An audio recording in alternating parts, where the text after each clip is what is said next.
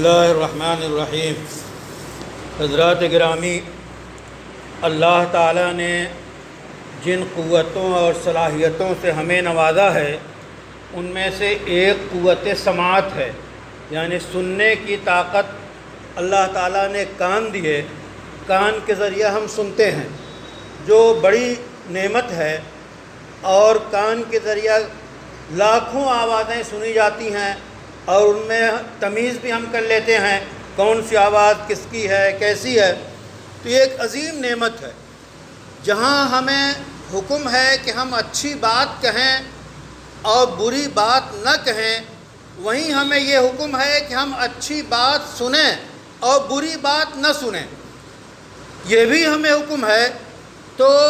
سننا، غیبت سننا، جھوٹ سننا، گالم گلوچ سننا، جھگڑوں میں پڑنا، اسی طرح فحش قسم کے بیہودہ گانے سننا، وہ آوازیں جو میوزک کے ساتھ ہیں ان کو سننا، مختلف گندے نغمے سننا،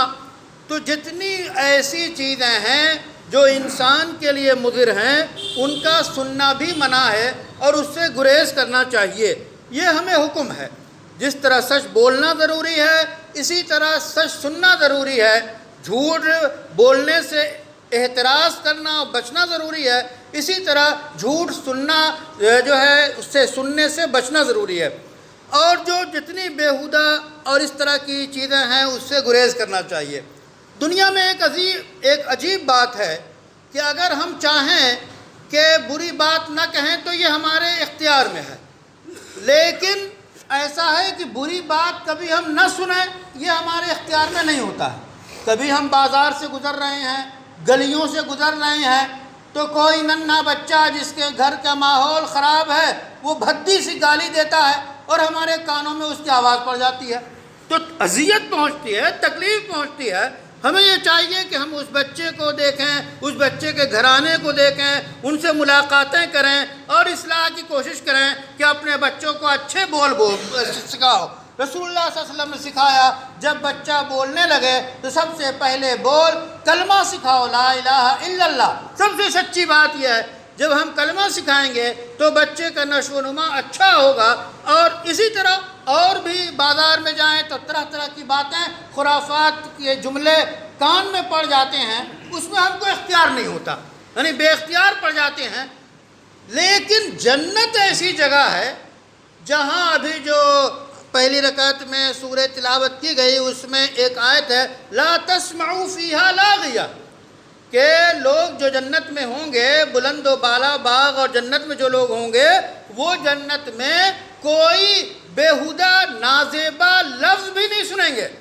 یعنی سنیں گے بھی نہیں، سنانے کا سوال ہی نہیں۔ تو جس طرح دنیا میں کبھی بے اختیار انسان گندے جملے سن لیتا ہے، کان میں پڑ جاتے ہیں، تو اس مصیبت سے اور اس آفت سے جنت میں محفوظ ہوگا۔ جنت کی یہ بڑی خاصیت بیان کی گئی کہ لا تسمعوا فیہا لاغیہ، کہ جنتی جو ہیں وہ جنت میں کوئی ایسی بات جو لغو ہو، بیہودہ ہو، نازیبہ ہو، جو گرہ گزرتی ہو اس میں سنیں گے نہیں، یعنی کہیں سے وہاں۔ اسی طرح دوسری آیت تم بیان کیا، وہاں نہ کوئی لغو سنے گا، نہ کوئی جھوٹ سنے گا، نہ کوئی گناہ کی بات سنے گا۔ تو جنت میں ایسے نغمے اور اچھے بول، قیلا سلاما سلاما، ہر طرف سے سلامتی کی آواز آئے گی، السلام علیکم السلام علیکم۔ تو سلامتی کی آواز، کیف کی آواز، اچھی آوازیں جنت میں انسان سنے گا، اور